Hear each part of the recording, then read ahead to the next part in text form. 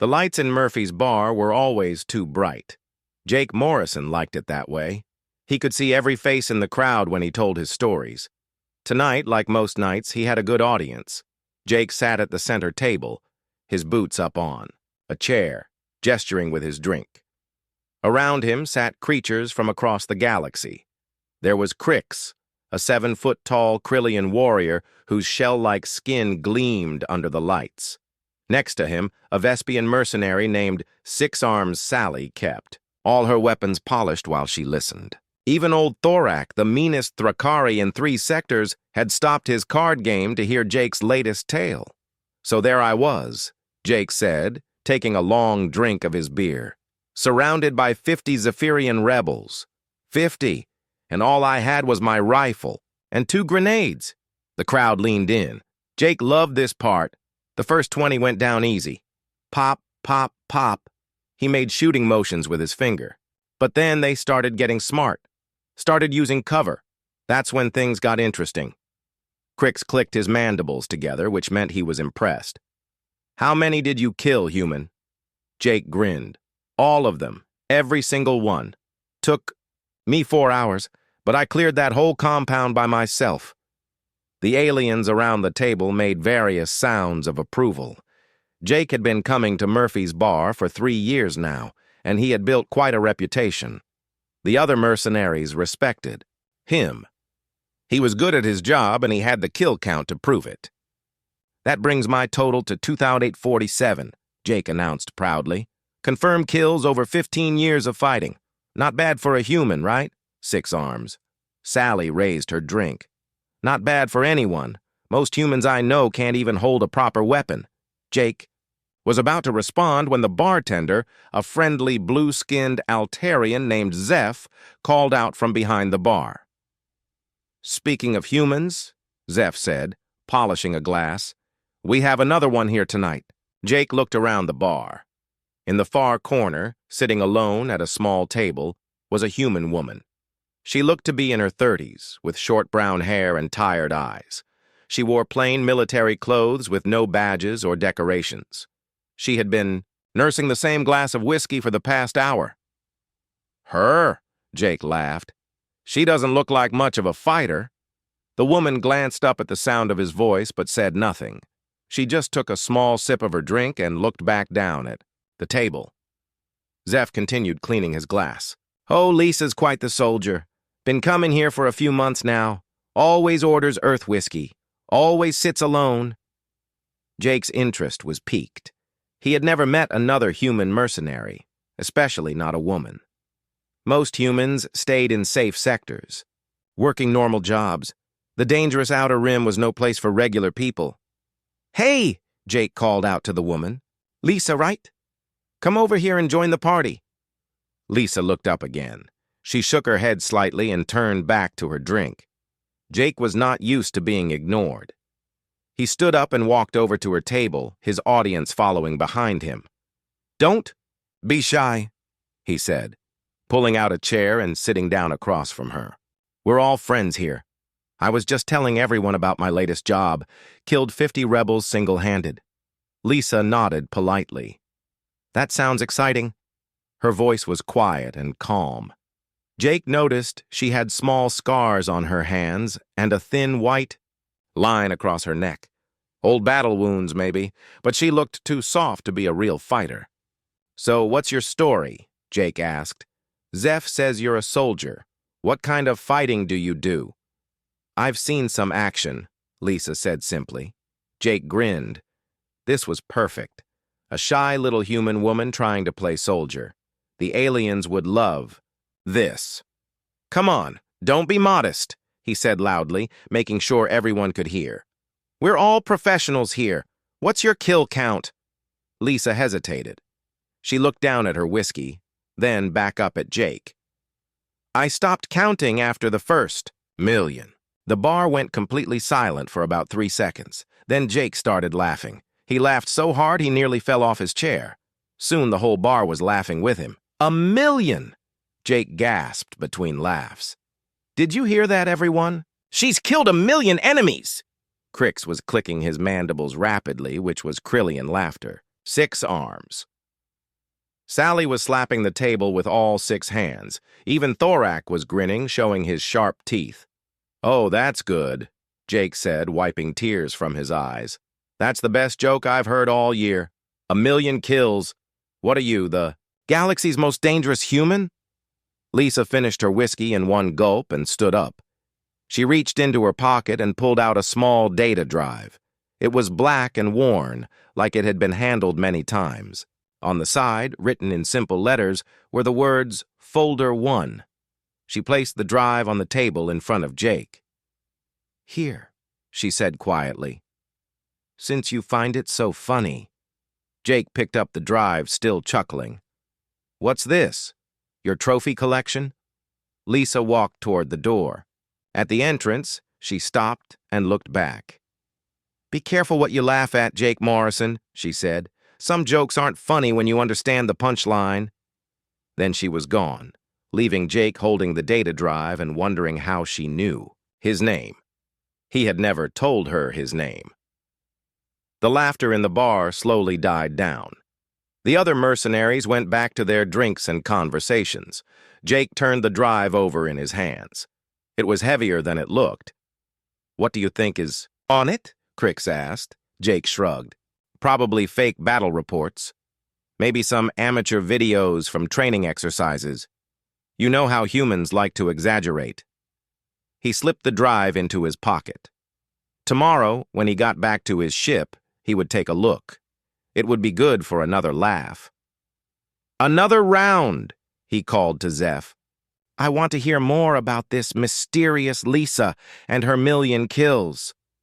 But even as he ordered another drink, Jake found himself thinking about the woman's eyes. They had not looked like the eyes of someone telling a joke. They had looked tired. Very, very tired.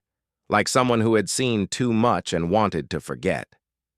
Jake shook off the feeling and raised his glass. "To tall tales and good drinks," he announced. The bar cheered and drank with him, but Jake kept touching the data drive. In his pocket, wondering why such a small thing felt so heavy, Jake could not sleep. He had been lying in his bunk for 2 hours, staring at the ceiling of his ship. The wild strike was quiet except for the gentle hum of the life support systems. Outside his small window, stars moved slowly past as the ship drifted in orbit around Nexus Prime. He kept thinking about the woman from the bar. Lisa. Her tired eyes and quiet voice. The way she had known his name without him telling her. But mostly, he thought about the small data drive sitting on his desk. Finally, Jake gave up trying to sleep. He sat up and turned on the lights. The data drive looked ordinary enough, just a standard storage device, the kind anyone could buy at any tech shop. But something about it bothered him. Maybe it was the way Lisa had handled it, like it was precious. Or maybe it was the simple label. Folder 1. What did that mean? Folder 1 of what? Jake walked to his computer terminal and picked up the drive. He turned it over in his hands a few times, then plugged it into the reader. The screen flickered. To life. A simple menu appeared with a list of dates. The oldest entry was from 20 years ago. The newest was from 5 years back. Between them were hundreds of entries, all marked with locations Jake had never heard of. He scrolled through the list. Kepler Station, Day 1. New Brisbane Colony, Final Hour. Vespian Fleet Alpha, Night Raid. The names meant nothing to him, but something about them felt important. Jake clicked on the first entry. Kepler Station, Day 1. A video file opened. The image was grainy at first, then cleared to show what looked like helmet camera footage. Jake could see a heads-up display with ammunition counts, health readings, and tactical information. Whoever was wearing the camera was moving through a space station corridor. The corridor was full of bodies. Jake leaned forward. These were not human bodies. They were Thrakari warriors, the most feared fighters in the galaxy. Their black armor was cracked and broken. Their weapons lay scattered, on the floor. Someone had killed them all. The camera moved forward, stepping carefully around the bodies. Jake could hear breathing, calm and steady. At the edge of the screen, he caught sight of armored hands holding a rifle. Human hands. The camera turned a corner and Jake saw more bodies. Dozens of them. All Thrakari. All dead. A sound came from ahead. The camera stopped moving. Jake heard the soft click of a weapon being readied. Then the person wearing the camera moved forward again, faster now. They came to an open doorway. Inside was a large room full of Thrakari soldiers. They were setting up some kind of weapon, a huge gun pointed at what looked like civilian shelters. Jake realized he was watching a massacre in progress. But then the person with the camera stepped into the room. What happened next made Jake's mouth fall open. The figure moved like liquid death. The rifle fired again and again, each shot finding its target perfectly. Thrakari warriors fell one after another. They tried to return fire, but the shooter was always somewhere else, always moving, always killing. In less than 3 minutes, 30 Thrakari lay dead. The camera moved to check each body, making sure they were all gone. Then it turned toward the civilian shelters. Jake could hear a woman's voice speaking calmly into her radio. "Shelter 7 is secure. Moving to Shelter 8. Jake recognized the voice. It was Lisa. He sat back in his chair, his heart pounding. This was impossible. The footage looked real, but it could not be real. No single human could fight like that, especially not against Thrakari warriors. But wait, Kepler Station, Jake had heard that name before. It was famous in military history. 20 years ago, Kepler Station had been attacked by a full Thrakari battle fleet. Everyone said the station was doomed. 300,000 civilians had been trapped there with no way to escape. But somehow, the attack had failed. The entire Thrakari fleet had been destroyed. Military historians still argued about how it happened. Some said the humans had used a secret weapon. Others claimed it was a miracle. Jake looked at the timestamp on the video. 20 years ago. The exact date of the Kepler Station battle. With shaking hands, he clicked on the next file. More helmet camera footage. This time, Lisa was moving through a Thrakari ship. The corridors were narrow and dark, but she moved through them like she had been there before. Bodies lay everywhere she went. The timestamp showed this was 18 hours after the first video. She had been fighting for 18 straight hours. Jake watched as she cleared room after room. The Thrakari tried everything. They set traps. They used heavy weapons. They even tried to blow up parts of their own ship to stop her. Nothing worked. She was always faster, always smarter, always one step ahead. By the end of the video, the entire ship was silent except for her footsteps. Jake clicked on another file, then another. Each one showed the same thing. Lisa Hayes, moving through enemy territory like a force of nature, killing everything that tried to stop her. The files were not just from Kepler Station. They were from dozens of battles across the galaxy. Places Jake had heard of in whispered stories. Legendary battles where impossible things had happened. He found a file labeled Vespian Home Fleet, Total Destruction. The timestamp showed it was from 15 years ago. Jake remembered this one. The entire Vespian home fleet had vanished overnight. 2 million soldiers gone without a trace. No one knew how. The video showed Lisa floating in space, wearing powered armor. She was moving from ship to ship, somehow getting inside each one. The footage was too fast for Jake to follow everything, but he saw enough. She was not just killing the crews. She was sabotaging the ships from inside, making them destroy each other. In 3 days, she destroyed an entire fleet by herself. Jake stopped the video and leaned back. His hands were shaking. This could not be real. One person could not do these things. But the footage looked genuine. The dates matched historical events. And the woman in the videos was definitely Lisa Hayes. He thought about her words from the bar.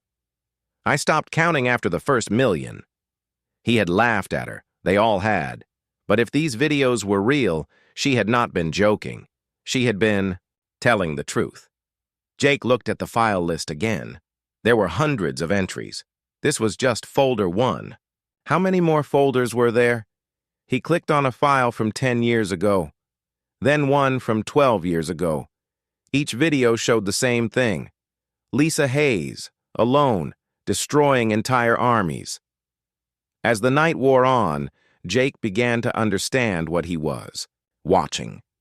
These were not random battles. They were part of something bigger, a war that had been fought in secret, in places most people had never heard of, and Lisa Hayes had won it, all by herself. Dawn was breaking over Nexus Prime when Jake finally stopped watching. His eyes were red and tired, but his mind was racing. He had to find Lisa. He had to know if this was real, because if it was, then the quiet woman in the bar was the most dangerous person in the galaxy. And Jake Morrison, who had bragged about his 2,847 kills, had just laughed at someone who had killed more enemies than some entire armies. The data drive sat on his desk, small and innocent-looking. But Jake now knew what it really was. It was proof that legends were real. Jake could not eat breakfast. His stomach felt sick every time he thought about the videos. He sat in his ship's small kitchen, staring at a cold cup of coffee and thinking about what he had seen. The data drive lay on the table next to him. He had watched files until sunrise, but he had barely scratched the surface. There were hundreds more videos waiting. Each one showed Lisa Hayes doing impossible things. He picked up the drive and walked back to his computer. He had to know more. The files were organized by date, but Jake noticed something else. Some of them had different labels, not just battle locations but operation names. Project Valkyrie, Subject 7, Field Test Alpha. Jake clicked on it. This video was different from the others. It was not helmet camera footage. Instead, it showed a medical facility. Scientists in white coats were monitoring screens and taking notes. In the center of the room was a large window looking into another chamber. Inside the chamber was a younger Lisa Hayes. She looked to be about 20 years old. She was strapped to a table while machines hummed around her. Tubes ran from her arms to complex devices that Jake did not recognize. A voice came over the speakers. Subject 7 is responding well to the neural enhancement process.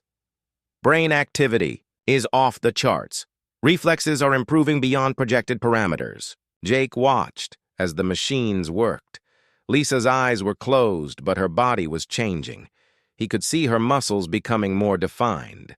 Her breathing was deeper and more controlled. Whatever they were doing to her was making her stronger. The video jumped forward several hours. Now Lisa was awake and sitting up. A doctor was talking to her, but Jake could not hear the words. Lisa nodded and stood up. Even the simple act of standing looked different, more fluid, more controlled. Another jump. Lisa was in a training room moving through an obstacle course. She was fast, faster than any human Jake had ever seen. She dodged laser beams, jumped over walls twice her height, and hit targets that should have been impossible to see. But this was just the beginning. Jake found more files about Project Valkyrie. He learned that it was a secret military program started 25 years ago. The goal was to create super soldiers who could fight against alien enemies that were stronger and faster than regular humans. Most test subjects died during the process. Their bodies could not handle the changes. Others survived, but went insane from the mental stress. Only a few subjects made it through the full program. Lisa Hayes was Subject 7. She was also the most successful test subject they ever had. Jake found her medical files. The changes to her body were incredible. Her reflexes were 10 times faster than a normal human. Her strength was enhanced by 400%. Her brain could process information and make decisions at superhuman speed. But the most important change was mental. The enhancement process had removed her ability to feel fear during combat. She could walk into any battle, no matter how dangerous, and think clearly. Pain did not slow her down. Injury did not stop her. She had become the perfect weapon. The files explained why the program was created. 25 years ago, the Major, alien powers had decided that humans were becoming too dangerous. Humanity was spreading across the galaxy too fast. Human technology was improving too quickly. If left alone, humans might become strong enough to challenge the established order. So, the aliens formed a secret alliance. They called it the Cleansing Protocol.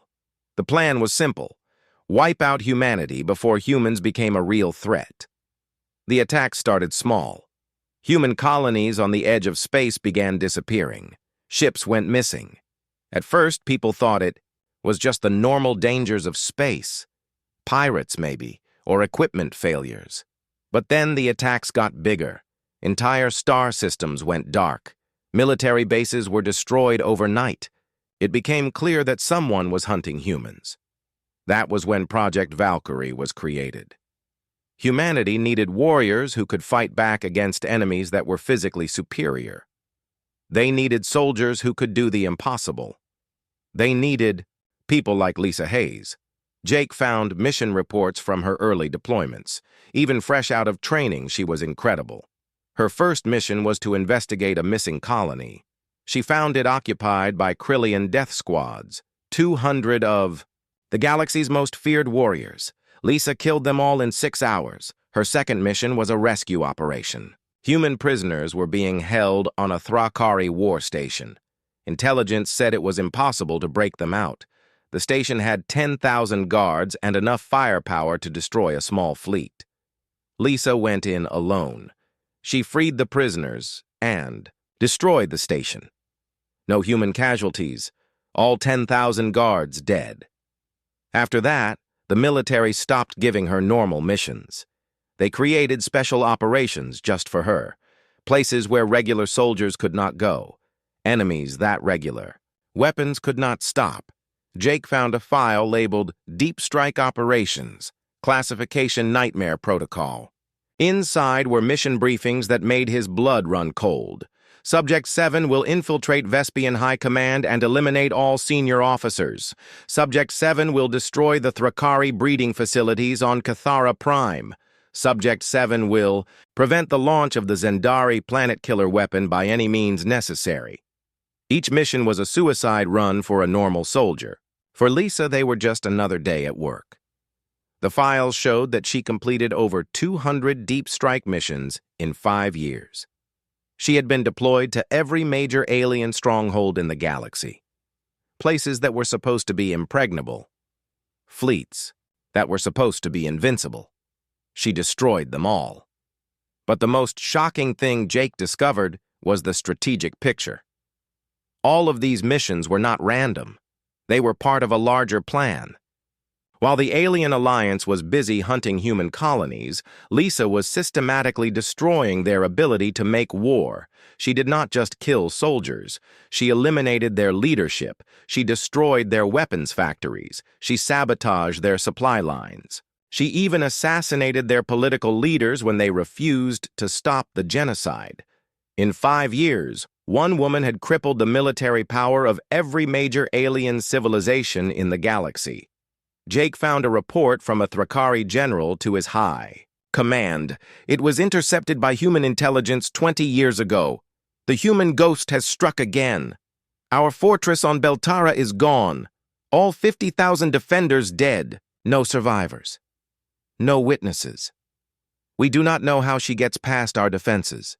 We do not know how she kills so many without being detected. Our warriors are beginning to fear the dark. Some are refusing to serve in remote outposts. Morale is collapsing. Another report, this one from a Vespian admiral. The Phantom has destroyed 3 more fleets. Our losses are becoming unsustainable. Whatever this creature is, it is not human as we understand them. It is something else, something worse. The Alien Alliance had started the war to prevent humanity from becoming dangerous. Instead, they had created something that was more dangerous than they ever imagined. They had created Lisa Hayes. Jake sat back in his chair, overwhelmed by what he had learned. The quiet woman in the bar was not just a soldier. She was the reason humanity still existed. While everyone else was running and hiding from the alien fleets, she had been hunting them. But there was more. Jake noticed that the mission files stopped 5 years ago. What had happened? Why did she stop fighting? He found his answer in a file labeled Treaty of Shadows, classified. The alien alliance had surrendered, not publicly, but in secret.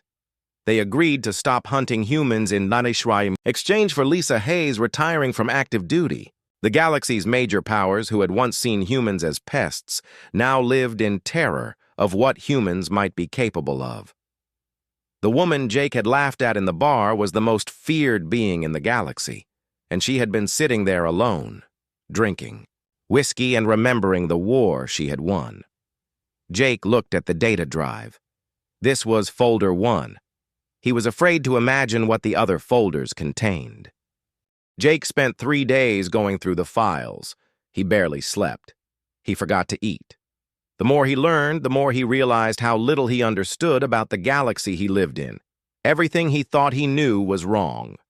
The history books said that 20 years ago there had been a period of small conflicts between different species, some border disputes, a few trade wars, nothing major. Most humans had lived through it without even knowing there was any fighting going on, but the truth was completely different. Jake found files that showed the real scope of the war. It was not small conflicts, it was genocide. The alien alliance had tried to wipe out every human in the galaxy. They had attacked over 400 human colonies. They had destroyed entire fleets. Millions of people had died in the first year alone. The worst part was how organized it was. This was not random violence. It was a carefully planned extermination. The aliens had studied human weaknesses. They knew exactly how to hurt humanity the most. They attacked isolated colonies first, places where help could not arrive quickly. They made sure there were no survivors to send warnings. They wanted humans to disappear quietly, one settlement at a time. Jake found intercepted communications between alien commanders. They talked about humans like they were discussing pest control. Target Sector 7 has been cleansed, one report said. No human life signs detected. Moving to next target. But then Lisa Hayes had entered the war. Jake discovered that her first major operation was not planned by human command. She had gone rogue. When she learned about the attacks on human colonies, she decided to act on her own. Her target was a Krillian supply depot that was supporting the genocide operations. Intelligence said it was too well defended for any attack. There were 5,000 elite guards and enough weapons to supply 10 battle fleets. Lisa destroyed it in one night. All 5,000 guards dead. All the weapons destroyed. The explosion was so massive. It could be seen from orbit. That was when the alien alliance first learned about her. They called her the Shadow because she seemed to appear from nowhere. Later, they started calling her the Ghost because so many of their soldiers died without ever seeing who killed them. Jake found alien intelligence reports about Lisa. They had tried everything to stop her. They set traps using human prisoners as bait. They hired the best assassins in the galaxy to hunt her. They even offered huge rewards for any information about her. Nothing worked. Lisa was too smart, too fast, and too deadly.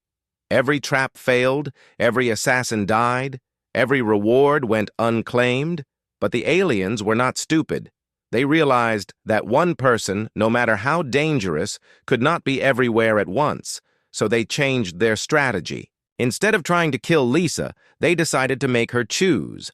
They started attacking multiple human targets at the same time. While Lisa was saving one colony, they would destroy 2 others. They forced her to make impossible choices about who to save.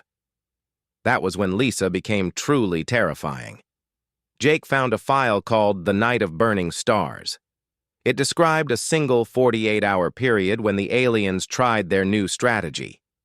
They attacked 12 human colonies simultaneously, spread across 6 different star systems. Lisa saved them all. The file contained her mission report, written in her calm, simple style. divided into multiple operations, used captured alien, ships to reduce travel time between targets, all colonies secured, all enemy forces eliminated. Total enemy casualties, approximately 127,000. Human casualties, 0. Jake read that several times before it sank in.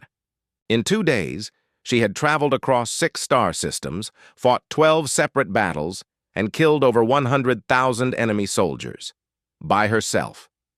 After that, the Alien Alliance stopped trying to outsmart her. They just tried to stay away from anywhere she might be. But Lisa had other plans. She started hunting them. Jake found files showing how she tracked alien fleets across the galaxy. She would follow them for weeks, learning their patterns and weaknesses. Then she would strike when they least expected it. Her favorite tactic was to infiltrate their command ships during battle. While the aliens were fighting human forces, Lisa would sneak aboard and kill their officers. Entire fleets would suddenly lose coordination as their leadership disappeared. But she did not stop at military targets. Jake found evidence that she had assassinated alien political leaders, destroyed industrial facilities, and even sabotaged civilian infrastructure that supported the war effort. The aliens began to understand that they were not fighting a soldier. They were fighting a force of nature. Jake discovered that after 3 years of Lisa's one-woman war, the Alien Alliance was falling apart. The Thrakari blamed the Krillians for starting the conflict. The Vespians wanted to negotiate peace. The Zendari were too busy defending their home systems to attack human colonies. But Lisa was not finished. She had discovered something that changed everything. Hidden in the alien communications was evidence of a final solution. If the conventional war failed, the Alliance planned to use planet-killer weapons against Earth and the other major human worlds. They were going to destroy humanity's home planets and kill billions of innocent people. That was when Lisa stopped fighting like a soldier and started fighting like an avenging angel. Jake found mission reports from her assault on the planet-killer facilities. There were 7 of them, hidden in different parts of the galaxy. Each one was guarded by entire fleets and protected by the most advanced defenses the aliens could build. Lisa destroyed all 7 in 1 month. The mission reports were unlike anything Jake had seen before. She did not just disable the weapons. She made sure they could never be rebuilt. She killed every scientist who worked on them. She destroyed every piece of research data. She even eliminated the political leaders who had ordered their construction. By the end of that month, the Alien Alliance's ability to threaten humanity was completely broken. But Lisa was still not done. Jake found her personal logs from that time. Her writing was different, colder, more focused. They wanted to exterminate us because they were afraid of what we might become, she wrote. They were right to be afraid, but they should have been more afraid of what they would make me become. The final phase of her war was not about defending humanity anymore. It was about making sure the aliens could never threaten anyone again. She systematically destroyed their military academies so they could not train new officers. She eliminated their weapons researchers so they could not develop new technologies. She assassinated their most experienced generals and admirals. By the time she was finished, the Alien Alliance had lost not just the war, but their ability to fight future wars. The secret treaty that ended the conflict was not a negotiation between equals. It was a surrender document. The aliens agreed to leave humanity alone forever. In exchange, Lisa Hayes would stop killing them. Jake sat back and looked at the data drive. He finally understood what he was holding. This was not just evidence of one person's war record. This was the secret history of how humanity had survived extinction. Every human alive owed their life to the quiet woman he had laughed at in Murphy's bar. And she had been sitting there alone, carrying the weight of that knowledge, while people like him bragged about killing a few dozen enemies. Jake felt sick with shame. Jake knew he had to find Lisa. He could not eat, could not sleep, could not think about anything else. The weight of what he had learned pressed down on him like a physical thing. He had to apologize, he had to understand, but finding one person in a galaxy of billions was nearly impossible. Lisa had left no forwarding address when she disappeared from Murphy's bar. She had paid her tab in cash and walked out into the night. Jake started by asking Zeph, the bartender.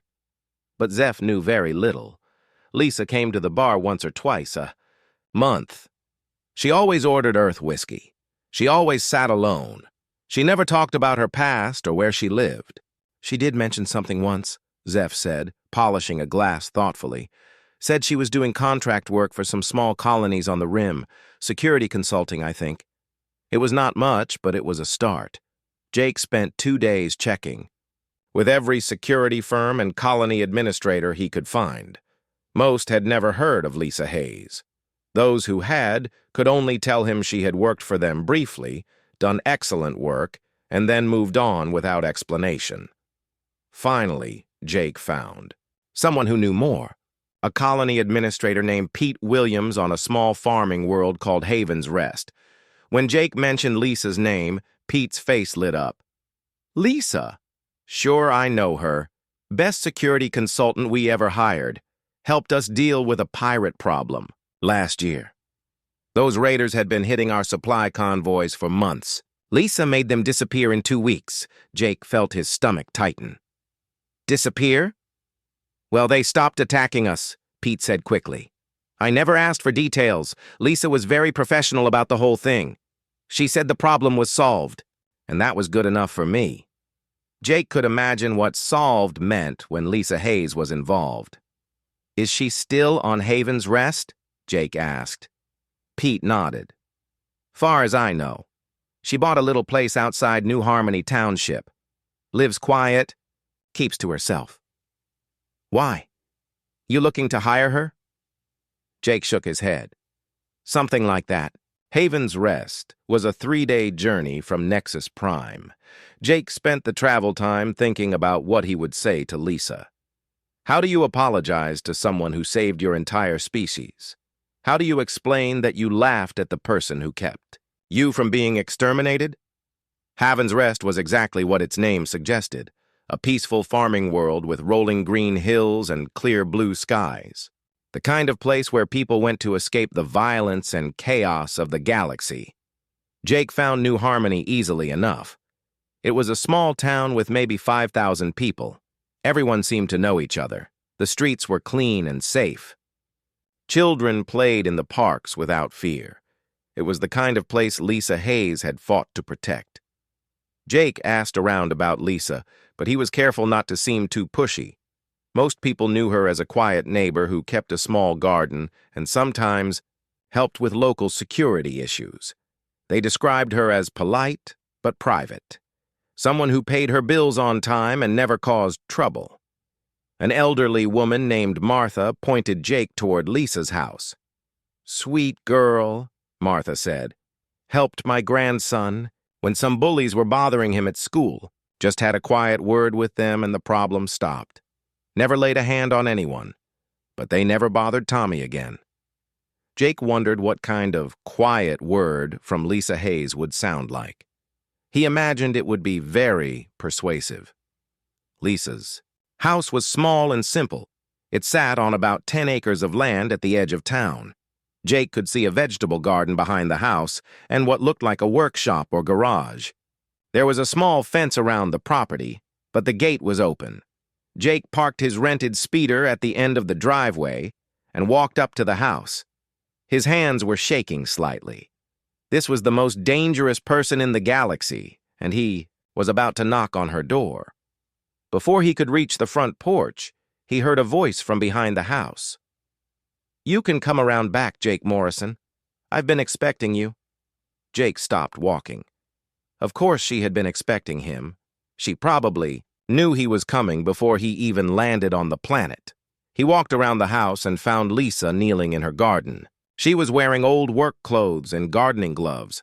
Her hands were dirty from working in the soil. She looked completely normal, like any other person tending their vegetables. But Jake now knew better.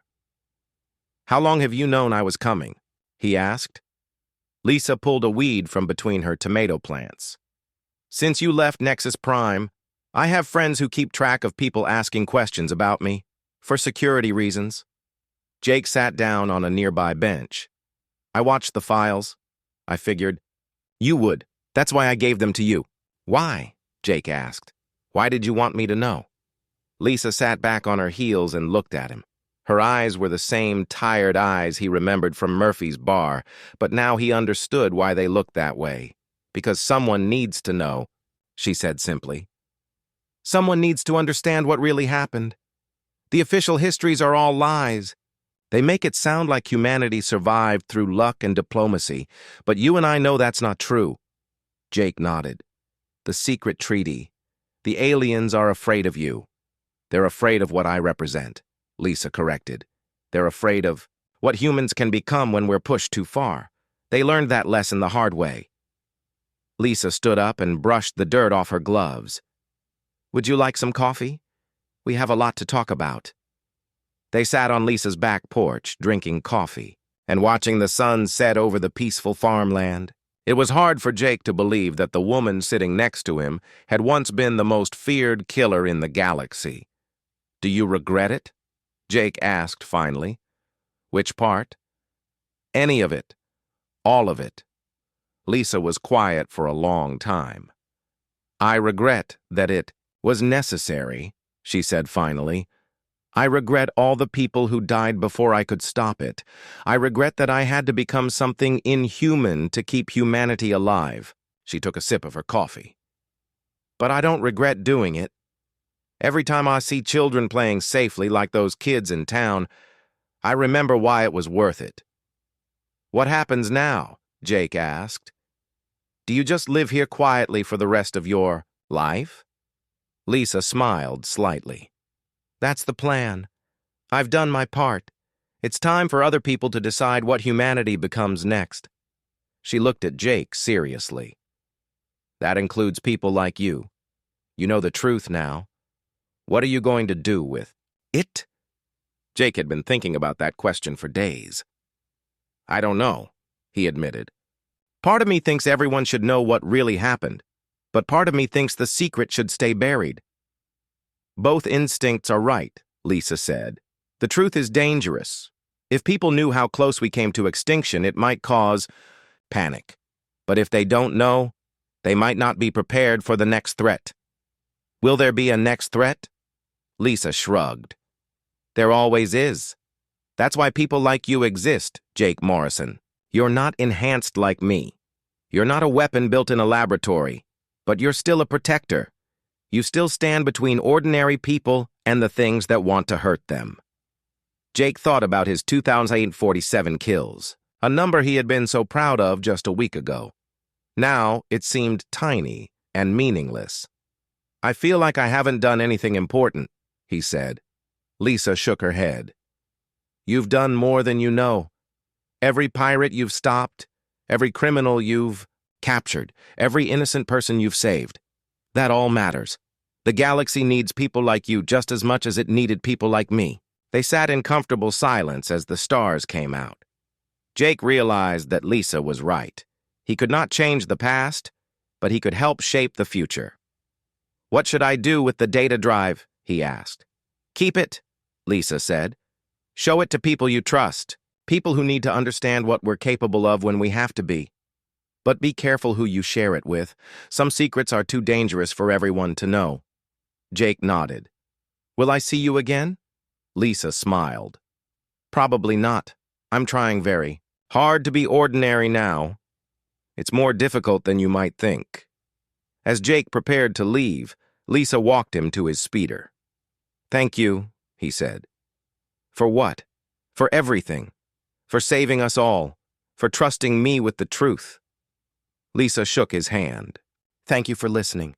And Jake, next time you're in a bar telling war stories, remember that the real heroes are usually the ones sitting quietly in the corner. Jake nodded and climbed into his speeder. As he flew away, he looked back to see Lisa returning to her garden, a small figure tending to new life under the stars. He finally understood what real strength looked like. Jake returned to Nexus Prime a changed man. The journey back from Haven's Rest gave him time to think about everything he had learned. The data drive sat in his pocket like a weight, reminding him of the responsibility he now carried. When he walked into Murphy's bar 3 days later, it looked exactly the same. The same mix of alien mercenaries sat at the same tables, telling the same kinds of stories. But Jake saw it all differently now. Crix was at his usual spot, bragging about a recent job. 47 pirates, all dead in one afternoon, the Krillian warrior was saying. They never knew what hit them. The crowd around him made impressed noises. Jake remembered when he would have been part of that crowd, comparing kill counts and trading war stories. Now, he just felt tired. 6 arms. Sally noticed him first. Jake, where have you been? We missed your stories. Jake sat down at the bar and ordered a drink. Just had some business to take care of. Zeph, the bartender, set down a beer in front of him. You look different, the Altarian observed. Something happen out there? Jake took a long drink before answering. You could say that. Thorak, the old Thrakari, shifted his massive bulk to look at Jake. You seem quiet tonight, human. Usually you cannot wait to tell us about your latest victories. Jake stared into his beer. I've been thinking about victories lately. What they really mean. The conversation around him continued, but Jake barely listened. He kept thinking about Lisa, working alone in her garden, trying to live a normal life after saving the galaxy. Meanwhile, warriors like himself sat in bars, bragging about killing a few dozen enemies. It felt wrong. All of it felt wrong. After an hour, Jake left the bar without saying goodbye to anyone. He walked through the corridors of Nexus Prime, looking at the mix of humans and aliens going about their business, traders arguing over prices, families traveling to distant worlds, young people looking for adventure among the stars, all of them alive because of one woman's sacrifice, all of them unaware of how close they had come to extinction. Jake found himself at the observation deck, looking out at the stars. Somewhere out there was Earth, humanity's birth world. Still safe, still populated by billions of people who would never know how close they had come to dying. Heavy thoughts? Jake turned to see Captain Diana Ross, a human freight hauler he had worked with before. She was a tough woman in her 40s, someone who had earned respect in a dangerous profession. You could say that, Jake replied. Diana joined him at the window. I heard you've been asking questions about that woman who was here last week. Lisa something.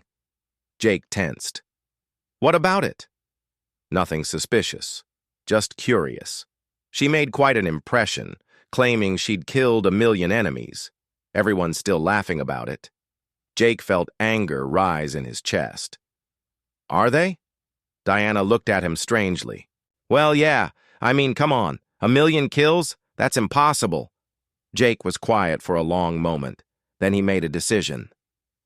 Diana, can I trust you with something important? She shrugged.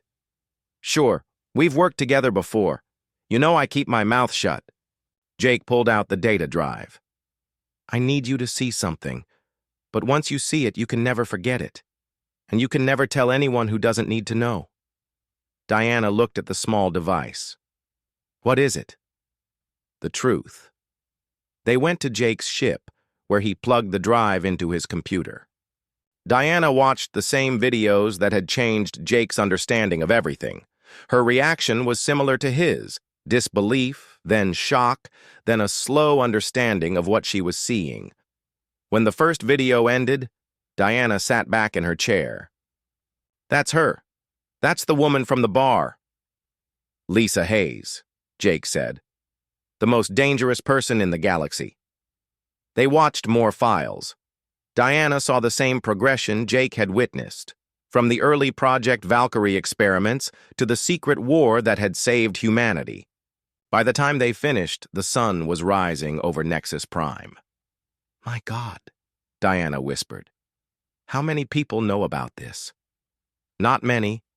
Maybe a few dozen military leaders, some government officials. the aliens who signed the treaty. And now us. Diana stared at the blank screen. So when she said she stopped counting after 1,000,000, she was probably being modest. They sat in silence for several minutes. Finally, Diana spoke again. What do we do with this? Jake had been asking himself the same question. Lisa said to be careful who we share it with. Some secrets are too dangerous. But people should know. They should understand what she did for us. Should they? What would happen if everyone knew how close we came to extinction? What would happen if they knew one person saved us all? Diana thought about it. Panic, maybe. Or they might expect her to solve every problem that comes up. Exactly. She's trying to live a normal life now. She's earned that right. But Jake was already forming a plan. Maybe not everyone needed to know the full truth. But some people did. The right people. Over the next few weeks, Jake began carefully sharing Lisa's story with select individuals. He chose them carefully. Experienced mercenaries who had earned his trust, military veterans who understood sacrifice, people who could handle dangerous knowledge responsibly. He started with Diana and 2 other freight captains who had fought pirates and slavers for years. Then he shared it with Marcus Stone, a former military officer who now ran security for several colonies. Each person Jake told had the same reaction. Disbelief, then awe, then a deep understanding of what they owed Lisa Hayes. But Jake was careful. He made each person promise to keep the secret safe. He explained the danger of the knowledge spreading too widely. Most importantly, he made them understand that Lisa wanted to be left alone. Slowly, a small network of people began to form. People who knew the truth about humanity's survival. People who understood that their freedom existed because of one woman's sacrifice. They did not worship Lisa or try to find her. Instead, they honored her in a different way. They became better protectors themselves. They took their jobs more seriously. They remembered that sometimes the most important battles are fought by people no one will ever thank. Jake noticed the change most clearly in himself. His next few jobs were different. He was more careful about civilian casualties.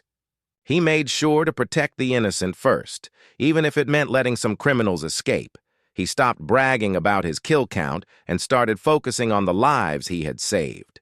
When other mercenaries asked him about the change, Jake would just say he had learned something important about what it meant to be a protector. One night, Jake was back in Murphy's bar when a young human pilot started bragging about a recent fight with smugglers. The kid was maybe 20 years old, fresh from some Outer Rim conflict, proud of his first few kills. 12 confirmed, the pilot was saying. Not bad for my first real battle, right? The aliens around him made encouraging noises. Jake remembered being that young, that eager for recognition and respect. But now he saw something else. He saw a young person who had no idea how precious his freedom was. No idea that he could sit in that bar, safe and alive, because someone else had already fought the war that mattered most. Jake walked over to the young pilot. Good work, kid. But remember, the real heroes are usually the ones you never hear about. The pilot looked confused. What do you mean? Jake smiled and raised his glass. Here's to the quiet ones. The ones who do the hard jobs without asking for thanks. The ones who keep us all safe while we sleep. The toast was met with some confusion, but Jake did not care. Somewhere out there, Lisa Hayes was tending her garden, living the peaceful life she had earned. And now Jake was part of the small group of people who made sure she could keep living it. It was not much, but it was something. It was a way of saying thank you to someone who could never be properly thanked. Jake finished his drink and left the bar. He had work to do, people to protect, a galaxy to help keep safe. Just like Lisa had taught him, the real work happened in the shadows. The real heroes were the ones no one would ever know about. But they would know about each other. And sometimes that was enough. 5 years had passed since Jake Morrison first watched the files on Lisa Hayes' data drive. The galaxy had changed in small ways that most people never noticed. Pirates were more careful about attacking human ships. Slavers avoided human colonies. Even the most aggressive alien species treated humans with a respect that seemed to come from nowhere. Jake understood why. Word had spread quietly through the criminal underworld and military circles. Not the full truth. That was still protected by the small group of people Jake had chosen to trust. But enough truth. Enough to make smart criminals think twice before targeting humans. Jake had changed, too. His ship, the Wild Strike, now carried medical supplies along with weapons. He had started taking jobs that paid less but helped more people. Colony defense contracts, escort missions for refugee ships, the kind of work that kept families safe rather than making him rich. Today, he was on Kepler Station, the same station where Lisa Hayes had made her first legendary stand 25 years ago. The place had been rebuilt into a major trading hub, but Jake could still see the old battle scars if he knew where to look. He was meeting with Administrator Helen Park, a middle-aged woman who ran the station's security department. She had requested his help with a problem that was making everyone nervous. "We've been getting reports of strange ships in the outer system," Helen explained as they walked through the station's main corridor. "They're not attacking anyone, but they're definitely watching us." Jake nodded. "Any idea who they are?" "That's the problem. The ships don't match any known designs. They appear on our sensors for a few hours, then vanish. Our patrol ships can never get close enough for a good look." They reached Helen's office, where she showed Jake the sensor readings. The ships were small, fast, and very advanced. Jake had never seen anything like them. "How long has this been going on?" he asked. 3 weeks. Ever since we announced the Memorial Project." Jake looked up from the data pad. "Memorial Project?" Helen smiled. "We're building a monument to honor the defenders of Kepler Station. 25 years ago, this place was almost destroyed. Everyone says it was saved by human special forces, but the military files are still classified. We figured it was time to honor those heroes, even if we don't know their names." Jake felt his stomach tighten. "Have you considered that maybe some people don't want to be honored?" Helen looked confused. "What do you mean?" Before Jake could answer, alarms started blaring throughout the station. Red lights flashed in the corridors. Helen's communication device crackled to life. "Administrator Park, please report to the command center immediately. We have a situation." They rushed to the command center, where technicians were staring at their screens in amazement. On the main display was a ship unlike anything Jake had ever seen. It was sleek and black, with lines that seemed to bend light around them. It hung in space just outside the station, completely motionless. "It just appeared," the chief technician reported. "No engine signature, no energy readings. It's like it materialized out of nothing." Helen activated the communication system. "Unknown. Vessel, this is Kepler Station. Please identify yourself and state your intentions." There was a long pause.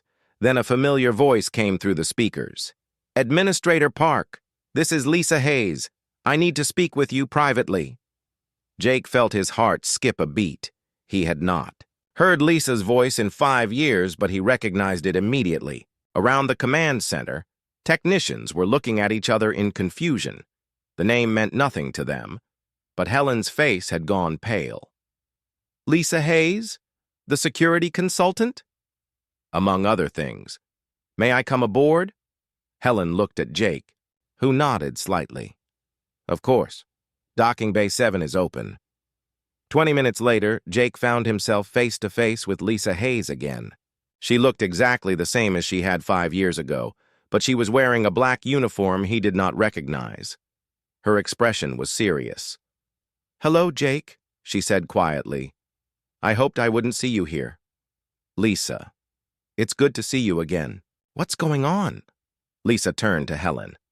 "Administrator Park, I need you to cancel the Memorial Project." Helen looked shocked. "Cancel it? But why? We're honoring the heroes who saved this station." "I know exactly who saved this station. Lisa said, "and they don't want to be honored." Jake stepped forward. "Lisa, maybe we should talk privately." But Lisa shook her head.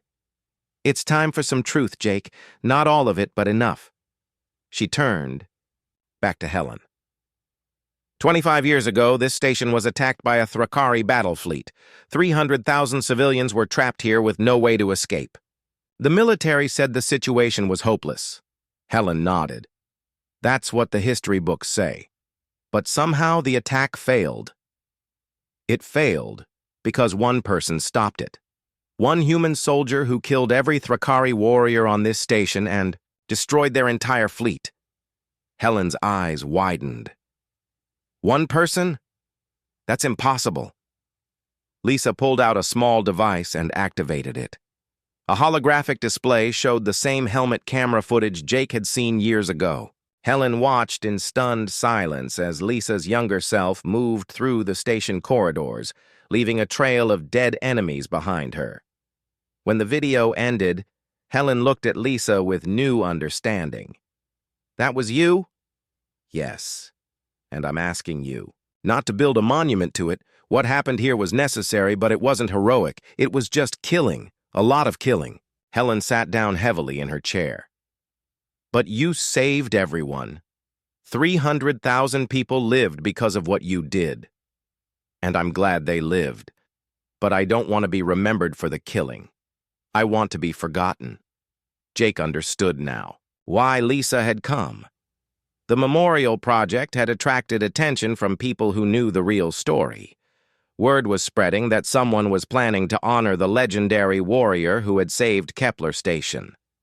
"The strange ships," Jake said. "They're looking for you." Lisa nodded. "Old enemies, people who thought I was dead. The memorial project made them realize I might still be alive." Helen looked between them. "What kind of enemies?" "The kind that hold grudges for 25 years, Lisa said grimly. "The kind that would be very interested to know where the human ghost has been hiding." Jake felt cold. "Are they planning to attack the station?" "Not the station, me. But I won't let innocent people get caught in the crossfire again." Lisa walked to the window and looked out at the stars. "I came here to ask you to cancel the memorial. But now I see it's too late. They already know I'm here." As if summoned by her words, more ships began appearing on the sensors, sleek alien vessels emerging from hyperspace all around the station. Jake recognized some of the designs: Thrakari hunters, Vespian assassin ships, Krillian war cruisers. "They're not here to trade," Helen said, watching the tactical display. Lisa turned back to them. "No, they're not. They're here to finish something that started 25 years ago." Jake checked his weapon. "How many are there?" 57. "Ships. About 3,000 fighters, all volunteers. They've been hunting me for years." Helen activated the station's defense systems. "We can hold them off until help arrives." Lisa shook her head. "Help won't arrive in time, and I won't hide. Behind civilians again." She walked toward the door, then stopped and looked back at Jake. "Remember what I told you on Haven's Rest? About being a protector?"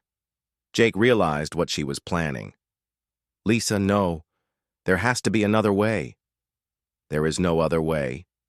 This is what I am, Jake. This is what I was made for." She smiled sadly. "Take care of the station. Take care of the people. That's what real protectors do." Lisa left the command center, heading for the docking bay where her ship waited. Jake wanted to follow her, but he knew she was right. His job was to protect the station and its people.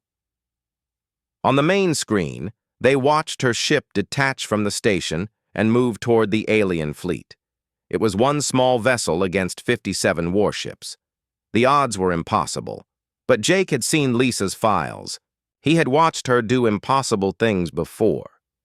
The battle lasted 6 hours. Jake watched it all from the command center, along with Helen and her staff. They saw Lisa's ship move through the enemy fleet like a dancer, never staying in one place, long enough to be targeted effectively. They saw alien ships explode one by one, their crews outmatched by a single human pilot. When it was over, space around Kepler Station was filled with debris. 57 alien ships destroyed. One human ship, damaged but intact, floating among the wreckage. Lisa's voice came over the radio, tired but alive. Kepler Station, this is Lisa Hayes. The threat has been neutralized. You're safe now. Jake felt tears in his eyes. She had done it again. Saved everyone. Just like she always did. But this time was different. This time, people had watched her do it. Helen canceled the memorial project the next day. Instead, she quietly made sure that the security footage of the battle disappeared. The official report said that the alien ships had suffered a technical malfunction and destroyed each other. Lisa's ship was gone by morning. She had left without saying goodbye, vanishing back into the galaxy like she always did. But Jake knew the truth would spread anyway. 3,000 station personnel had witnessed the impossible. They would tell their families, their friends. The legend of Lisa Hayes would grow, whether she wanted it to or not. Maybe that was okay. Maybe the galaxy needed legends. Maybe people needed to know that heroes existed, even if those heroes preferred to remain anonymous.